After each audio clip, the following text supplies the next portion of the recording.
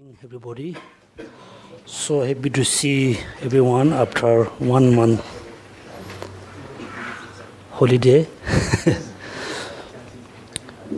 So since today we're going to have a class about the Four Noble Truths, which is Dharma Chakra, Dharma Chakra. So this class will be little bit different than the usual class. This class we will go a class with the meditation. Generally, whatever we learn from sutra, learn from master, we supposed to do meditation. Without meditation, you cannot achieve the inner peace, you cannot achieve the ultimate happiness. So meditation is so very important as a Buddhist practitioner. So that's why I thought this class go with the meditation.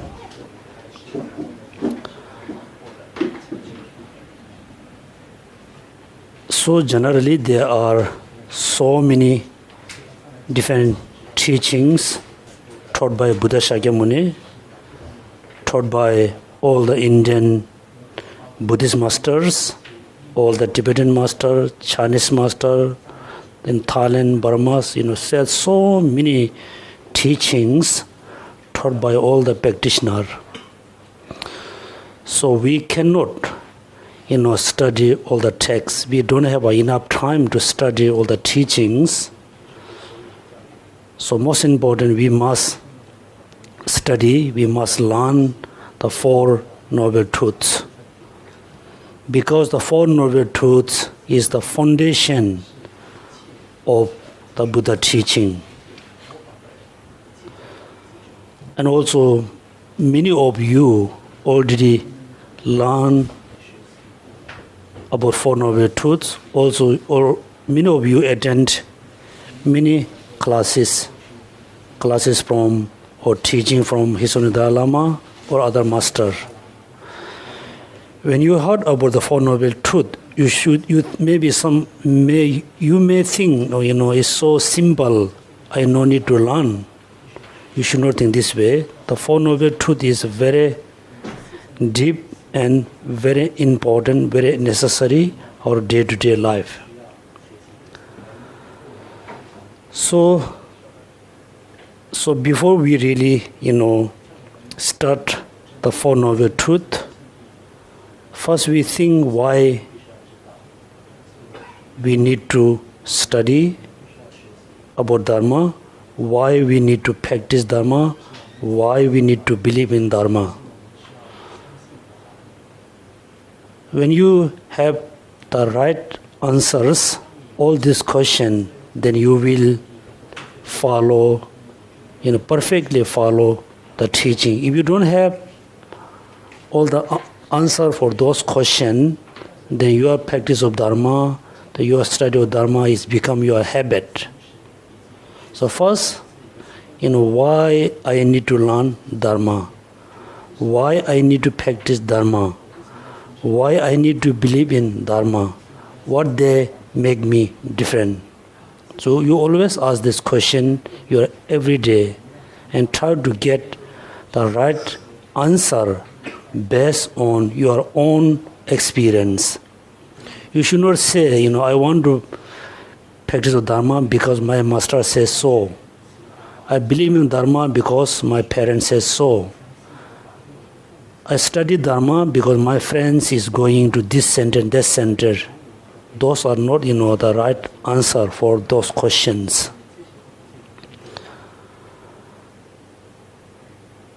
Look at, you are believer or non-believer, you are young or you are old, doesn't matter who you are.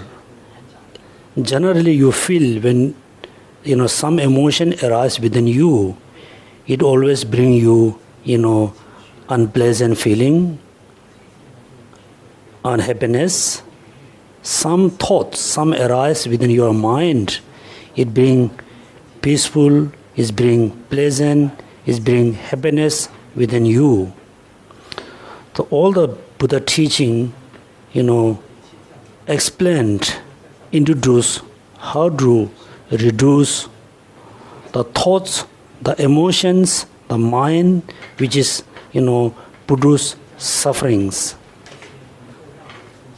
Also, taught by Buddha, all the emotion, minds, which is give you happiness, which is give you a pleasant mind, how it, increase, how to generate, how to develop. Therefore, our daily practice must be only focus two practices. How to increase the pleasant happiness, happy mind, how to increase the cause and condition of the happy mind, how to reduce the suffering, and how to reduce the causes and condition of the sufferings. So we have only very simple practices. But when we try to practice Dharma, we have a lot of confusion. We have a lot of difficulties. Because we learn so many things from different books, different masters. So that's why we have a lot of confusion. We don't know how to practice, how I must start, practice of Dharma. That's why, the teaching of our Four Noble Truth is very important, because it is taught by Buddha Shakyamuni the first time after, Siddhartha become a Buddha. Then he explained, introduced the Four Noble Truths based on his own experience. Also, you should not think, the teaching about Four Noble Truths is, just, created by Buddha Shakyamuni. He discovered, he realized based on his own study practice. So before we, explain the Four Noble Truths, first we need to know the causes and, cause and effect based on the external phenomena. Based on external phenomena. For example, when you need to, produce, when you need to, grow like a rice, definitely, first we need the seeds of the rice. Without rice, you cannot grow, the right rice, like a sprout. Seeds.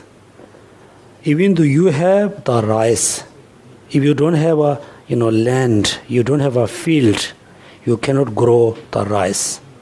You have a seeds of rice, you have a land, you have a field, but you need a water.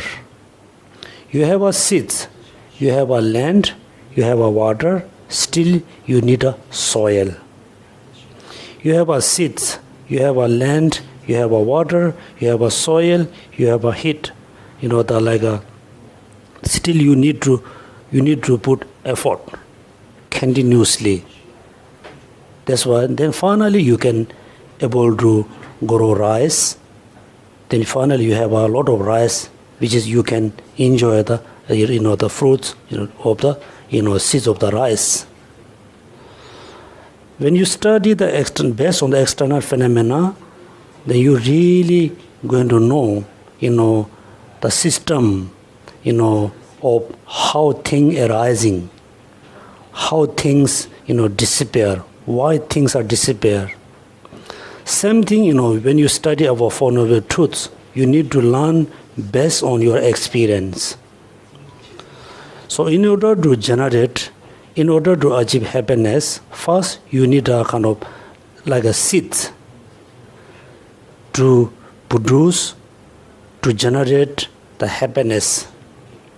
The seeds, what we call, the Buddha nature. Buddha nature. All sentient beings, without exception, or you are human being or you are non-human being, you are male or female, you are rich or poor, all sentient beings, the being who has a mind, the being who has a feeling, everybody has the Buddha nature. The Buddha nature is the sit. This is the kind of the basis to achieve ultimate happiness, to achieve Buddhahood, to achieve the lasting happiness, the Buddha nature. So when you think about Buddha, you have Buddha nature, then there's a hope. You can be always happy. You can achieve lasting kinds of permanent happiness.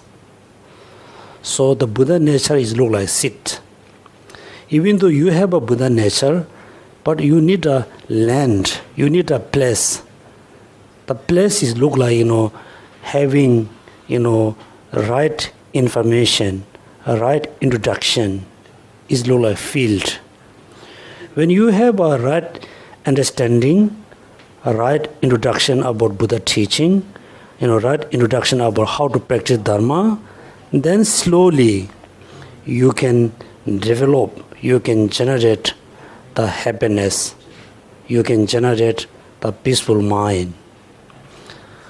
Then you have a Buddha nature, you got the right information, but still, there are so many obstacles in our daily life.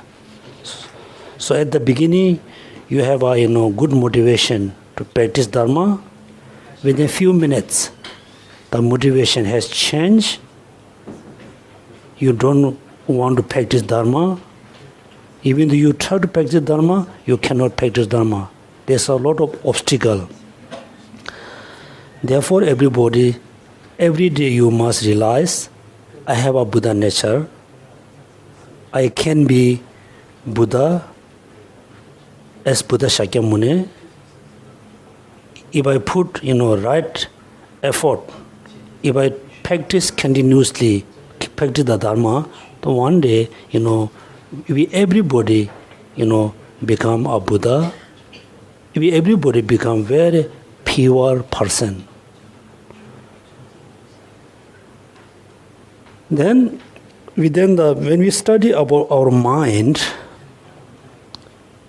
some minds, when it arises, suddenly it's bring a lot of destruction in your mind.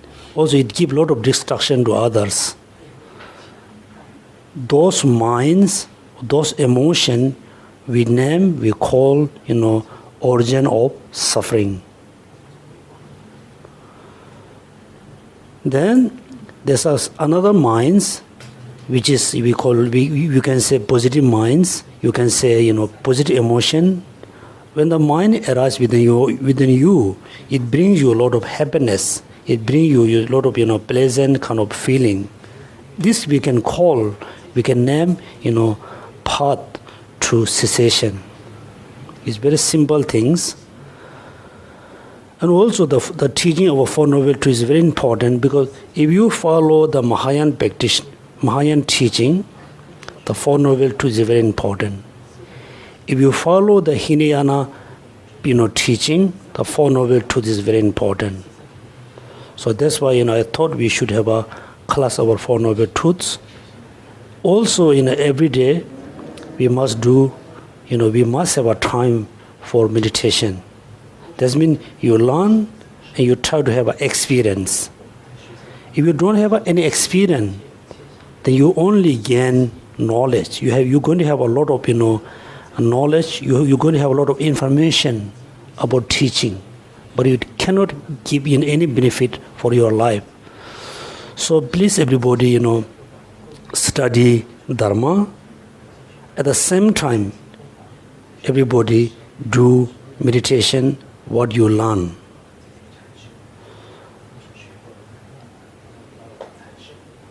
This one I want to say. Second, when we do the meditation, I think, most of you already attend, many classes about how to do meditation. Also, you have been doing meditation, you doing every day. At the beginning, if you really start the meditation with some misunderstanding, with some information, wrong information, the whole your meditation going to be kind of mistaken meditation. Therefore, at the beginning, you really have to start the meditation with the right understanding, right information. So, I'm not really that practitioner, but I will try to give you, the right information, right introduction, how you start your daily meditation. Whenever you do, everybody, when they try to do meditation, many people, just simply visualize like a particular deity, like Manjushri, Amida Buddha, and just visualize, you just focus on it, which is good, but it is not the right way to start the meditation. And sometimes, somebody just close your eyes and try to be quiet. This also not the right way to start to beginning of meditation. So these two are, I think, is very common kind of misunderstanding how to do meditation. And also another problem, as a beginner, we never think I am beginner of meditator. I'm beginner. You have a strong desire. You have a strong expectation to have a right meditation at the first day. You cannot. For example, so you must remember how you started your school.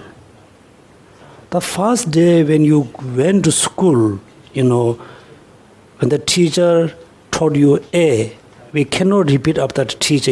It took a few days to say A, B, C, D. Then slowly, one day, 2 weeks, 3 weeks, 1 year, 2 years, 3 years. After 5, 6, 7 years, then you realize, now I'm good in English, good in Chinese, good in whatever. But it takes time to become the perfect. At the beginning, none of you can have a good meditation. You have all the problem in your mind, but please, should not give up. Doing meditation. If you don't want to do meditation, then there's no point to learn to study Dharma. So that's mean, look at in the Buddhist tradition, first you listen the right teaching. Second, you must have a lot of reflection, what you learn. Third, that you must, have a deep awareness, deep thoughts, which is you have, reflection. That means, these three things: hearing, reflection, the meditation. Three must go together. This I want to say beginning of the class. This class. Then, so the practice of Four Noble Truth, you can compound. You can practice with the great compassion, bodhicitta, renunciation. If you don't want to practice bodhicitta, if you don't want to practice great compassion, then you can practice the Four Noble Truth with the renunciation. It's up to you which tradition you follow. You can follow Mahayan tradition, you can follow Hinayan tradition. Even though if you think, don't want to practice like Mahayana or Hinayana, renunciation, bodhicitta, also you can practice the Four Noble Truth, how to reduce, the negative thoughts on your daily life. That's why Four Noble Truth is very important. It's a foundation of Buddha teaching without knowing Four Noble Truths, without having the right understanding of Four Noble Truths. There's no way, there's no kind of way you can have the perfect understanding of Buddha teaching. That's why Four Noble Truths is very important. So we have, I think everybody has the copy. I think it's a bit different text.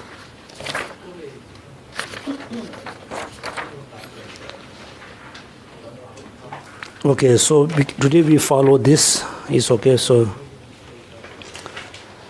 at the beginning, Dharma, Chakra, right? Chakra, Chakka. In the Pali language, they say Dharma, Chakka. In the Sanskrit, they call Chakra. There's two different traditions. Parivartan Sutra on the Four Noble Truths. So the Dharma, the words Dharma is very important. Dharma, will of Dharma, teaching of Dharma. Dharma, when we translate into Tibetan language, we say Che. Like Dharma and Che and Dharma. Dharma has two meanings. One, transform your mind. Transform your way of thinking.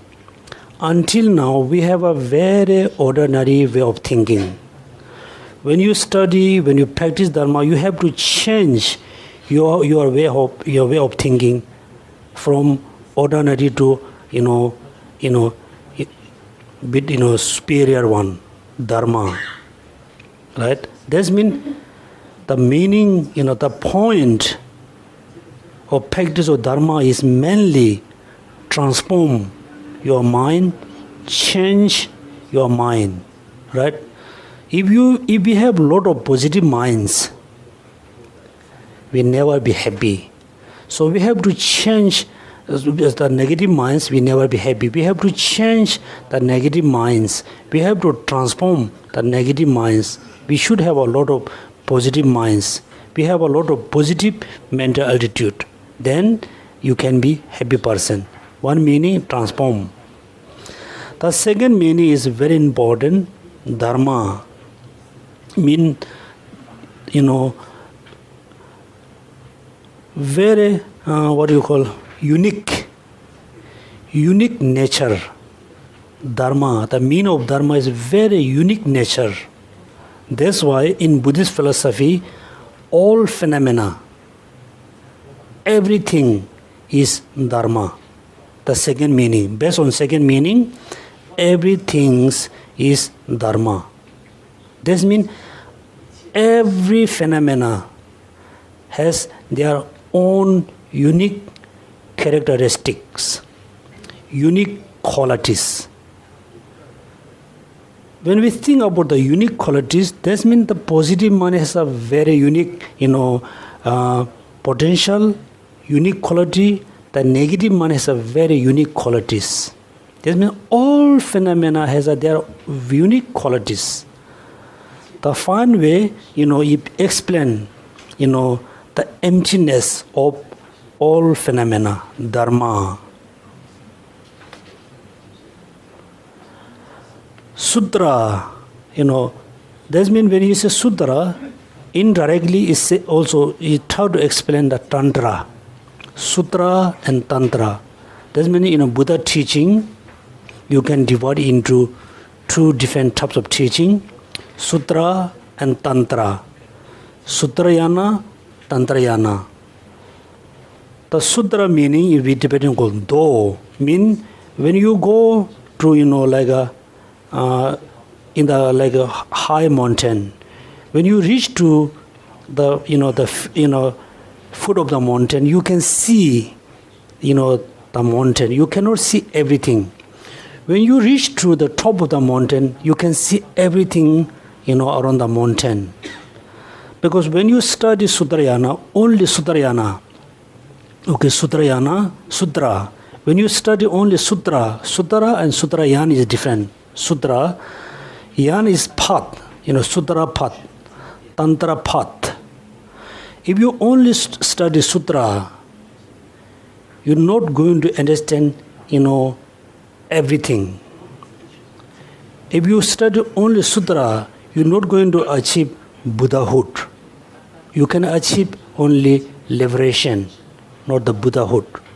Sutra and Tantra, right? Sutra mean you can have, sudden understanding, not complete understanding about Buddha Dharma.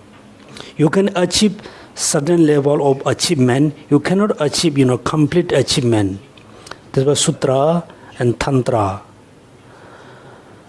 The noble truth, 4 is the number 4, Noble truth is a bit difficult to understand, the meaning of noble truth.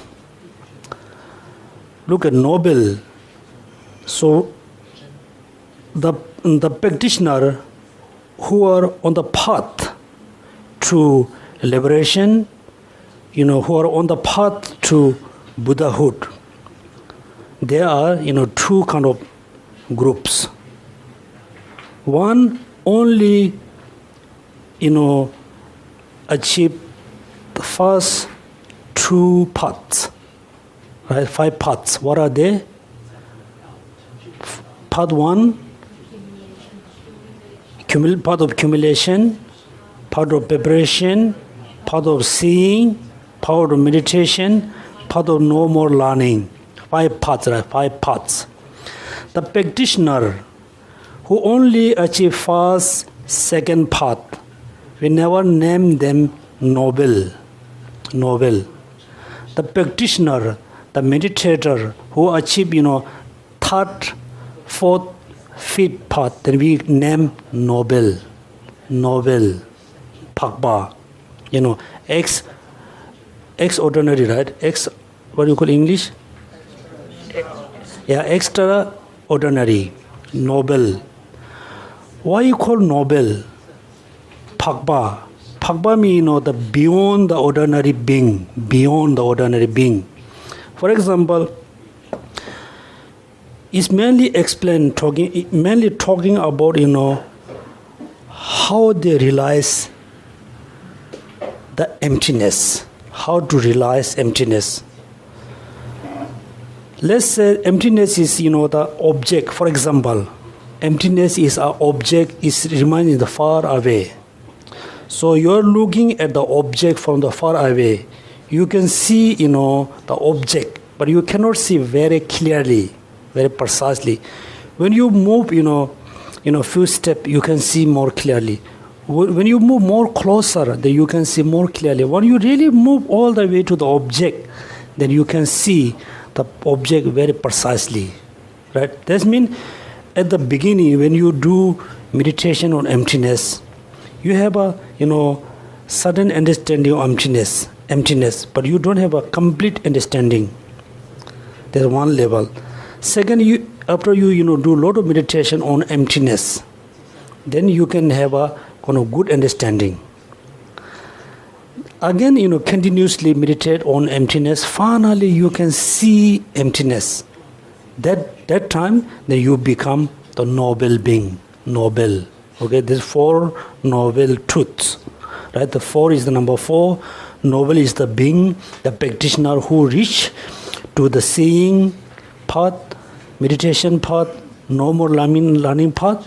Then we call noble. Truth is very important. Truth. Your noble truth mean, look at ignorance, right? Ignorance is the root of the samsara. Ignorance. The ignorance is the root of the suffering. But for us, we are not sure. Right? We are not sure. If somebody say attachment is no good, also we say we are not sure about it. This means not truth for us. It's truth for the Arhat. Truths. The next one is Pali Dharma Chakra Sutara tip Chugyu Korlo Chakra. Or another important chakra, that is Dharma has a two meaning, chakra. Do you know how many spots the wheel of Dharma has? 8 spokes, right? 8 or 12 or 1,000. Normally, the wheel of Dharma has 8 spokes. Then look at, it's very common in Buddhist tradition, when you visit temples, monasteries, every time you can see wheel of Dharma. Then you can see 2 deers. Dharma has 8 spokes. The center, the wheel of the wheel is the symbolic of the Buddha teaching. 2 deers are the symbolic of the follower of the practitioner of the Buddha teaching. Why deers? Why not horse, donkey? Why not? Huh? It was at Deer Park. Deer Park. Okay, very good, Deer Park. Look at. So, if you really want to follow Buddha teaching, you must be content. You must have a contentment. You should not have a lot of attachment. You should not have attachment with your place where you live. You should not have a lot of attachment for the food. For example, the deer usually move place to place. When become dark, they sleep there. Next morning, they move to another place. Deer doesn't have a lot of attachment with the places. Then deer, look at, when the deer eating grass, drinking water, they always listen the sound in the 4 direction. Alertness, okay. And also, when you look at the deers, there's 2 deers, right? Male and female. Another meaning, wisdom and methods. And also in the Buddhist tradition, there's no discrimination between male and female. Everybody has both has a right, same rights to study, practice, achieve Buddhahood. Will. That means, will of Dharma. Another important, we say chakra. Look at, we always pray to flourish Dharma, right? We always do a lot of prayers. We really have a lot of wish to flourish Dharma. How Dharma can be flourished? How the Buddha teaching flourish all over the world? How? Yes, we spend a lot of money. We can build a lot of monasteries and temple. We can print a lot of books. We can build a lot of, big library. It doesn't mean, you flourish Dharma. The Dharma have to transform through, people to people, person to person. For example, we receive all the teaching from our gurus. The gurus learn from others. That means, the wheel move from here to next place. The wheel is turning. Without training, the wheel cannot move, right? That's why there's a lot of, symbolics about the chakra. And also look at another interesting. At the Buddha lifetime, there are so many other things, they can select. If they could select as a symbolic of Buddha teaching, why will?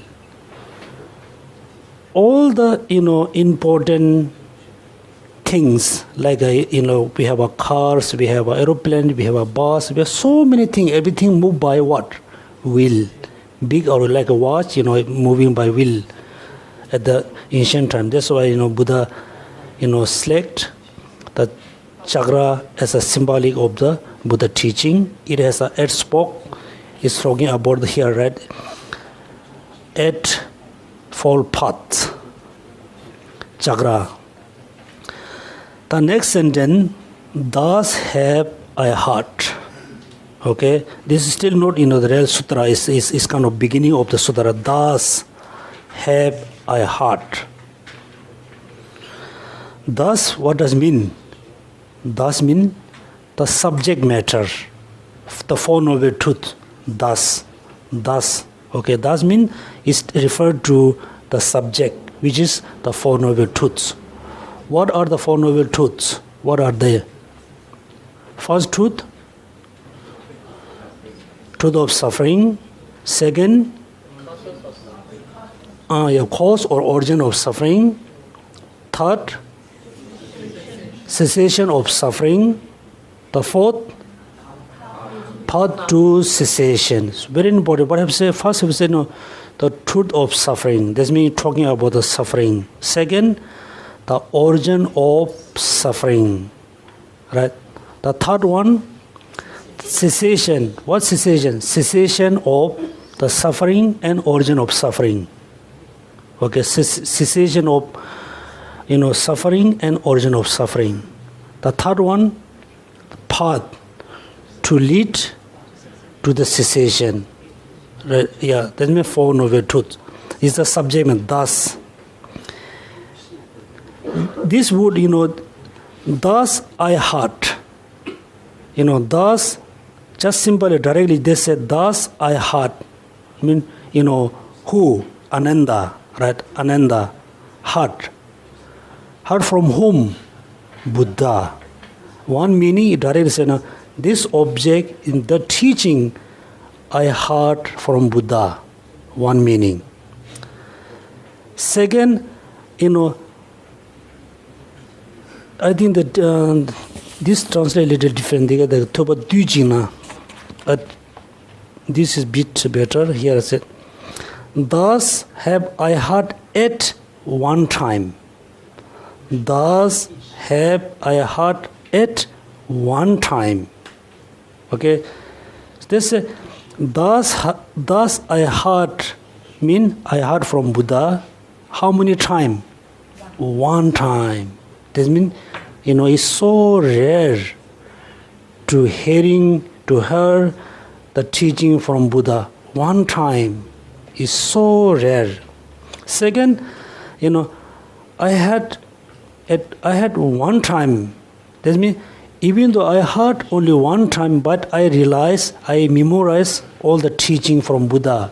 That means Ananda has an incredible ability. That means very rare to hear the Buddha teachings. Is the Ananda has a great ability to memorize, to realize the meaning. Okay, thus have I heard. Then next one, I think simply, once when the blessed one was staying in the pleasant of the, I think the translation is totally different, huh?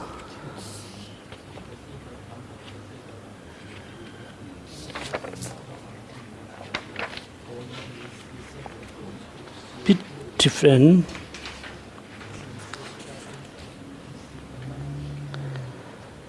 The blessed one, the Buddha was, is residing in the deer park.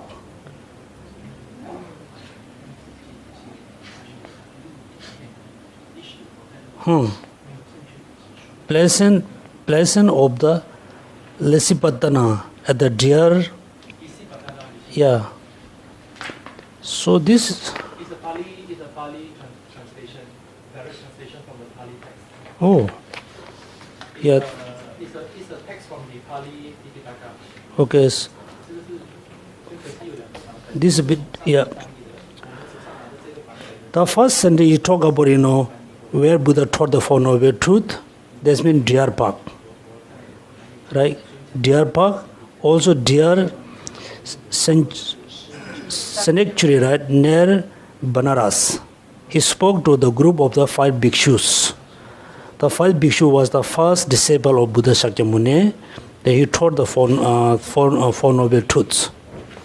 So before we move to the Four Noble Truths, one important teaching by Maitreya Buddha, before he explained the Four Noble Truths, first he explained the two truths. Second, he explained the Four Noble Truths. Then third, he explained the, Triple Gem, Buddha, Dharma, Sangha. This is very important because we everybody, believe in Buddha, Dharma, Sangha. If we have the good understanding about the Four Noble Truths, then you will have, good belief in Buddha, Dharma, Sangha. If you have a good understanding about the true truths, then you're going to have a good understanding about the Four Noble Truths.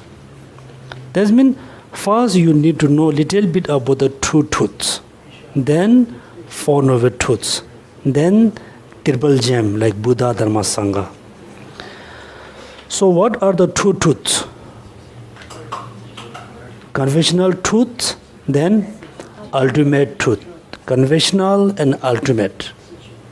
In Tibetan we call, Kunzob Demba, Tundam Demba. Conventional and ultimate truth. There's a two orders. Okay? In order to understand, in order to, start to realize ultimate truth, first you need to know the conventional truth. Right? Without knowing the ultimate truth, you're not going to have right understanding about the conventional truths. Conventional truth, ultimate truth. These were true truths. All phenomena, right? All phenomena, every phenomena has two aspects. Conventional aspect and ultimate aspect. Clear? Conventional, ultimate. For example, we everybody can see this book. That means we can see the book, but it doesn't mean we understand the conventional truth. No, we can see the book, but still we don't understand the conventional truth. This means what does mean conventional truth? Then we say the basis and the characteristics. Basis, the basis and characteristics. The book is the basis. Okay, this is the conventional truth. The emptiness of the book, emptiness of this book is ultimate truth. The emptiness of the book are, just one, entity. One entity mean, you call, one coin has a two sides. Why we have to know the true truths is so important. Why we have, anger? Why we have anger? Why we have attachment? Why? Let's say, when we were born, nobody taught us anger, attachment, desire, ignorance, right? We were born with the attachment. We were born with the anger, ignorance. Why we have all these negative thoughts? Why? Because we don't understand the reality. We don't understand the emptiness. That's why we have a lot of, anger, attachment, desire, ignorance, misunderstanding. So if when we realize the ultimate truth, then suddenly, it look like, all the misunderstanding, all the negative thoughts going to disappear. For example, so when you walk in the kind of little bit dark place, little bit darkness, there's a little light, you can see little object. When you're walking in the dark place, you saw some kind of coil rope, right? Coil rope, look like snake. Rope, right? Rope, look like snake. The colors, the shape look like snake. When you see, how do you feel? Scared, right? Scared. Why you have this kind of sense of scare? Because you have a misunderstanding of the symbol object, the rope. When you closely see the object, finally you saw this is piece of rope. Then the sense of scare is disappear.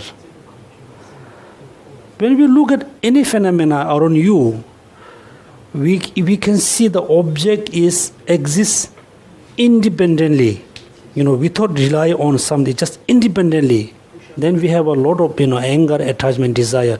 When you realize this is not exists independently, exists dependently, then you can understand the object is empty of inherent existence. The object is empty of independent characteristic.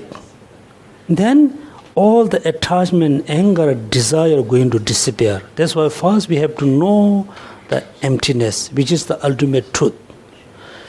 Ultimate truth you're going to understand through, realize the conventional truth. That means every day, whenever you look at around, you just think about how the object exists, how the object exists, how things appear to me. Then you can see everything exists depending on something. For example, look at when you come in this, like TBC, like this temple, we feel cool. Why we feel cool? Because the air condition. Right? When you go out, you feel hot because there's no air condition. That means the cooling is depend on the air condition. That means everything exists dependently. Then nothing exists independently. That means everything empty of independent phenomena, independent characteristics. Then when you really know emptiness, that means then you understand dependent. Then everything dependent on something, right? That means the happiness which you want is also depend on others, depending on other causing condition. The suffering also depending on something. Then look at, when you really understand the two truths, then you're really going to think, simply doing praying, chanting doesn't have not that useful to achieve happiness, not that useful to reduce anger, attachment, desire, right?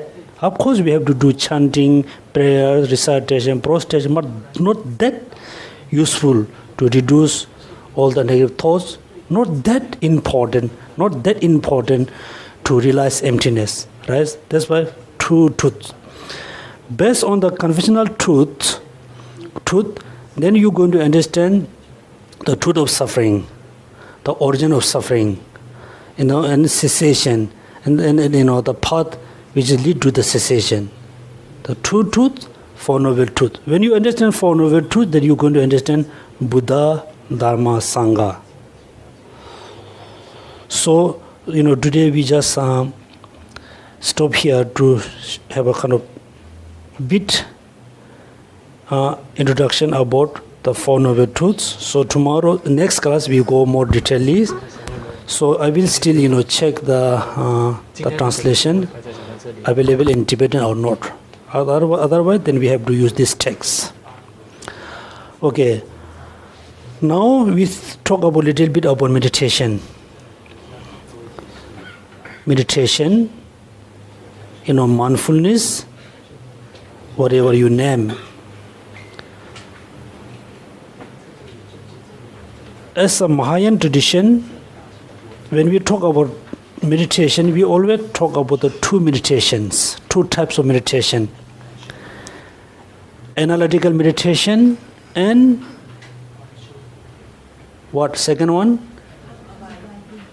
Analytical meditation and single-pointed meditation. Analytical and single-pointed or mindfulness meditation. So every day when you do meditation, if you could I think you must sit as a, full posture meditation, like a body posture. If you cannot, then you can sit on the chair. You can sit, where you want. Most important, you really need, comfortable. Your body must be very comfortable. Even though you sit on the chair, you sit on the cushion, doesn't matter. But your upper body, really have to be, straight, not, bend forward, right, and backward. If you really, bend forward, then you cannot have the clear kind of meditation. You can have a kind of little bit dullness. If you too much, backward look like this, then you can have a lot of distraction. That's why you really have to keep your upper body very straight. Very straight. Okay, this is kind of simple how to sit. Then every day, as a beginner, first you check your mind, because your minds, what kind of minds you have this moment. Sometimes you have a strong attachment, sometimes you have a little anger, ignorance. You have so many different types of minds. You must check, you must do kind of some analyze meditation about your minds. This means, we call, build the foundation of meditation. That means how you must sit, how you should think. As I said, every day, the meditation is exactly, same as a medicine, same as a food.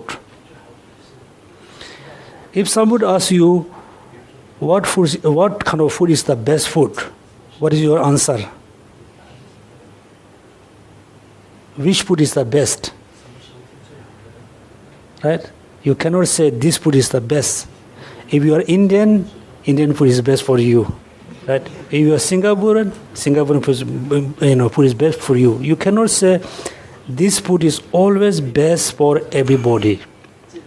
That's why, same, if somebody asks, I want to do meditation, which meditation is the best for me? You cannot say this is best for you. So meditation is exactly same as a food, exactly same as a medicine. Right? So we have many types of medicine, because we have many types of sickness and disease. So you have to take the medicine according to your sickness. So that's why you have to do analytical meditation. Analyze about your emotions. Analyze about the reality of minds, a reality of the external phenomena. Do a lot of analytical meditation. Then also another important, at the beginning of the meditation, you should not close your eyes. You slightly open your eyes. You should not close. When you close, look like you can have a better meditation, but you're not. You should not close. You slightly open your eyes. Should not fully close. Should not open too much. Just slightly close, but still you can see things around you. Okay, make sure you should not close your eyes. Make sure you can see things around you. Okay. Then each time before you do meditation, you do the breathing meditation. 21 time, the breathing meditation. Breathe in and out, in and out. The hand posture, you can do like this, or you just remain in the normal way, which is comfortable. Yes, okay. And also look at in Mahayan tradition, you always put the right hand on the left hands like this, right? This shape can become like triangular, right? Triangular. Okay, then you just keep close, just 4 inches below your belly button. 4 inches. If not, you just remind as a normal way and you do meditation. And another important, your your shoulder, your hands out, what called elbow should not touch on your rib. It must have an open. If you touch, it produces you a lot of heat. Okay, produce a lot of heat. Then you feel sleepy, you feel lazy. You just open. Make sure the wind let it go in here. When it open, that's will look like this. 4 inches, just open. Should not touch into your rib. Okay, open. Like this, If not, you just remind like this. Make sure you should not touch your arm into your rib. Open. Then you do analytical meditation, means you analyze about your minds. So right now we just think about, we start meditation on the Four Noble Truths. First we do, the breathing meditation for 21 times. 21, breathe in and out 1. Okay, 1 time. That means you have to breathe, in 21, breathe out 21. Okay, so make sure you should not close your eyes. I will check. The people who stay in second floor, I cannot see. Okay, everybody just slightly close your eyes, not fully close,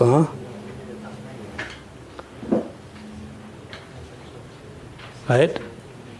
Do 21 breathing in and out. Just your focus, follow your breathing in and out 21 times.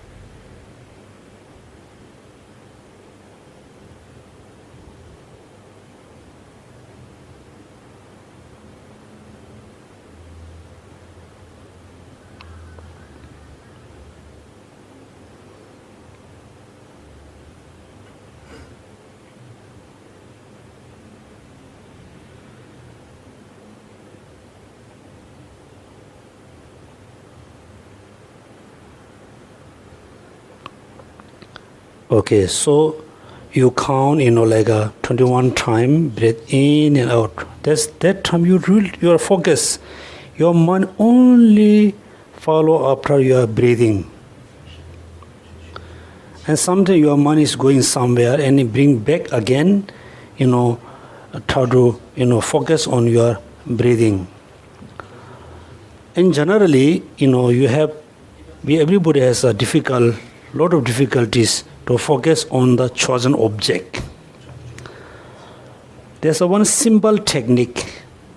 You always aware what you do. Why are you eating? You should aware. I'm eating, noodle. I'm eating rice. 1 spoon, 2 spoon, 3 spoon. I'm using chopstick. I'm using a spoon. You must aware what you do at the moment. Sometimes we are having kind of noodle. We are having coffee, but our mind is not within our bodies. Mind is going everywhere. If you have this kind of mind, it's so difficult to have a mindfulness. Always try to aware what you do, while you are eating, while you are sleeping, while you are speaking. You must know, I'm speaking with my friend, I'm eating food, I'm looking at the object. You always try to aware your action. First, since today, for 1 week, everybody try to aware what you do. Okay, 1 week. Within 1 week, then you really feel, I have a better mindfulness. Just try to aware, what you do. Your mind always follow your action. Then after you finish, the counting 21 time, then let's say since today we just, do kind of meditation on the, truth of suffering. Truth of suffering. There are so many, types of sufferings, also so many kinds of sufferings. Everything will include into, 3 types of sufferings, right? What are they? Sufferings of suffering, suffering of change, pervasive suffering, right? Pervasive suffering. So there's an order, the basis of the true sufferings is the pervasive suffering. Pervasive suffering, right? So, example, what is the pervasive suffering? 5 aggregates. Yeah, let's say or the dukkha, our physical body. The physical body is the basis of the true sufferings. Our physical body is, we call, pervasive. What does mean pervasive of suffering? What does mean? Pervasive, in Tibetan language we say kyaba, pervasive, because most of the word which we using, in English, most of them translate from Tibetan language into English. Tibetan into English. In Tibetan we call, kyaba. Kyaba means, a cover with everybody. Even though you are human being, animal, everybody has the physical body. The physical body is covered, pervasive for all sentient beings. The pervasive suffering is the basis of the true suffering, which is suffering of suffering and changes of suffering. Right? Now just everybody try to realize, just focus on, the suffering of suffering. So what does mean suffering of suffering? Example? Yeah, pain and headache, the physical problems are, we call, suffering of suffering. Why we call, why we name suffering of suffering? Why? Yeah. Nature, their nature is suffering, right? It's natural suffering, but we realize it's suffering. Then The third one, the changing of suffering. Example. What is the example of changing of suffering? Huh?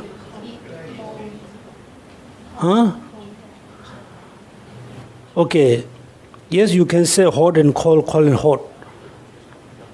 Whatever we consider as a pleasant, we as a ordinary being, whatever we consider this is happiness, this is pleasant, all of them is we call changing of suffering. Changing of suffering. For example, when we just enter into TBC, class, we feel, cool, so happy. If we stay continuously 2-3 hours, then cold, right? That means before we have a suffering. What kind of suffering? Hot, suffering of hot. Then slowly the hot, changing bit cooler. Then we consider this is pleasant, this is happiness. What we call samsaric happiness. Samsaric happiness, right? Samsaric happiness, also, changing of suffering. When we think about the changing of suffering, then you're going to realize, so far, I consider I have happiness, I achieve happiness, but actually we are not, right? We are always with the, changing of suffering. This means you have to do, short time for analytical meditation. Analyze about the pervasive suffering. Analyze about the, suffering of suffering, changing of suffering.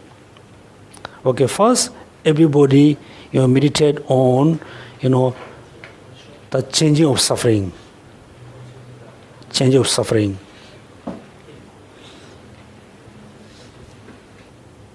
Okay, so next, the true suffering, which is suffering of suffering and changing of suffering, arise based on the pervasive suffering.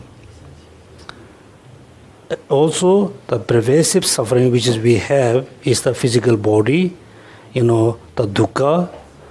Now, the big question, here, we must do analytical meditation about the physical body. So, why we have this kind of physical body? How we can,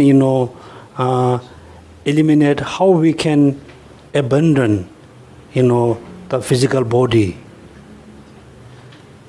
If we took a suicide, commit suicide, for short moment we don't have this physical body, but we still have, another body, right? Another body.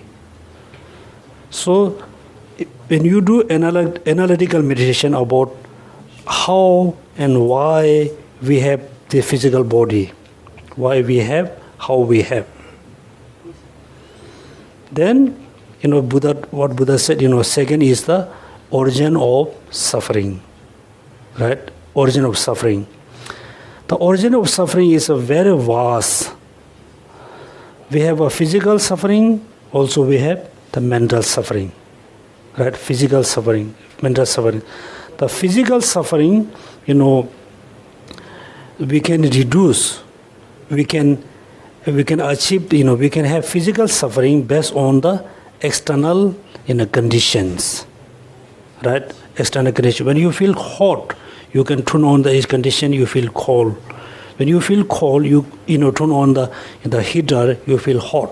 The physical pleasure is very easy to achieve, very easy to decay, very easy to lost. Physical suffering and mental suffering. Now we need to study what is the link, what is the connection between physical suffering and the mental suffering, right? What is the connection between your body and your mind? So it is so important, you really have to know what is the connection between your body and mind, which is more important in your life, your body or your mind, right? So when you closely study the connection between your body and mind, the body cannot function, independently without depend on mind, right? whatever we have physical action, all the physical actions which is we have based on the mental action. That means body actions are very much depend on minds. When we closely study about minds, then you're going to realize some mind is very neutral, not positive, neither negative. Some mind is very negative, some mind is very positive. So you have to study, the relationship first, connection between body and mind. Then second, within the minds, you have to closely study, there are three types of mind: positive minds, negative minds, and neutral. So our daily life, when we say, today I am very happy, today my friends are happy, my family are happy, means, they have a lot of the positive minds. Today I am not happy, my friends are not happy, that means they have a lot of negative minds. Right? Then, after the conclusion about meditation, first you do analytical meditation about your minds, which mind is more stronger. Then you do the breathing meditation. After you've 21 times you done the meditation, then you focus on which mind is more stronger. Negative mind, positive mind. Within the negative, which is more stronger, right? According to the negative minds, then you have to apply the antidotes of the negative minds. Then you study closely relationship, connection between your body and mind. Then you go more deeper level. Then you study about the minds, the positive mind, negative minds, and neutral minds. When you closely study about the positive minds, then you really have to generate the positive mind. Just you feel it. You try to feel what kind of feeling you have. Also, when you study about the negative mind, you try to generate, you try to develop the negative minds and just think about, and you try to feel it, how it look like. That means, for example, it is not just enough to say, compassion is good, anger is bad. It's not just enough. You generate compassion and feel it. How do you feel? Also, you generate anger and try to feel it, how it is look like. How do you feel? Then you're really going to think, yes, the anger is bad, attachment is bad, compassion is good, Then for you, very easy to, meditate on positive mind, negative mind, whatever. Another important, I think I should explain here, because when we say meditation, there are many different ways you have to do meditation. When we say, when I say meditate on emptiness, meditate on impermanence, that moment, that time, there's a two object and subject, totally different. Object and subject. Okay, meditate on emptiness means emptiness is as a object. The mind can fully absorb the emptiness. The mind fully focus on emptiness. The mind can fully, focus on impermanence. That means there's an object and subject different. When we say, meditate on compassion, meditate on, love and compassion, that moment there's not two things separately, object and subject. Your mind transform. Your mind fully change as a compassion, as a love.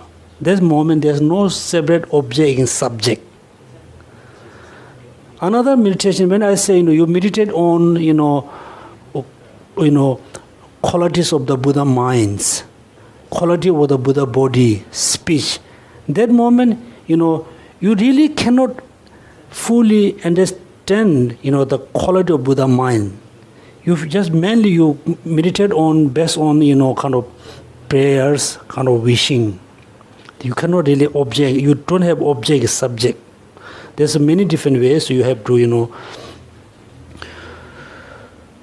kind of do the meditations. So today, I think we should stop here. Actually, it's 7:30, 9:30, right? So we still have what time is it now? 5 minutes. So I think we stop here because the monk is leaving tomorrow. So we have a short party, dinner party. So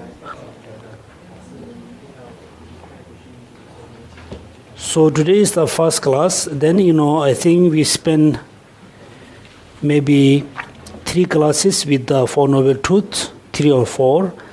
Then we spend a lot of time with the,